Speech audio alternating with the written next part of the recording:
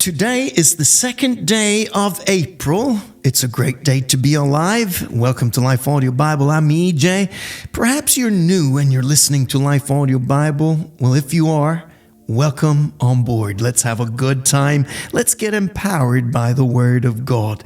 It is always a pleasure for me to be in the Word of God. This is where I love to be. This is where I'm personally empowered, feeling the peace and the joy and the strength of the Lord in everything I do. I can't even begin to explain how awesome it is to be in the Word on a daily basis.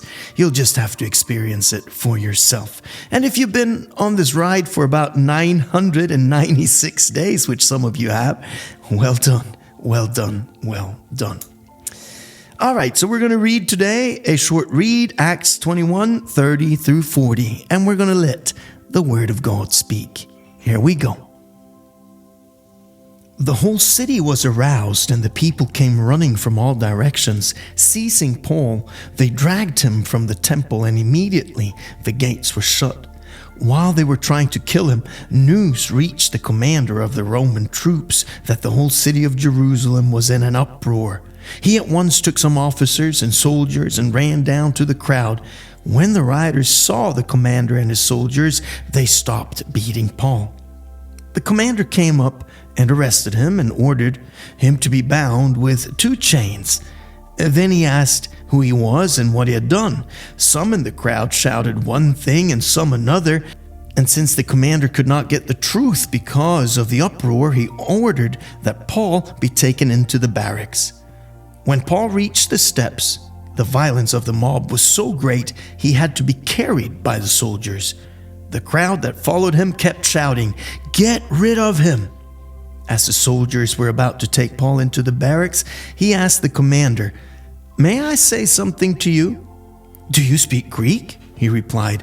"Aren't you the Egyptian who started a revolt and led 4,000 terrorists out into the wilderness some time ago?" Paul answered, "I am a Jew from Tarsus in Cilicia, a citizen of no ordinary city. Please let me speak to the people."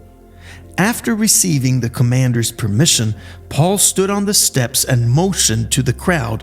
When they all were silent, he said to them in Aramaic.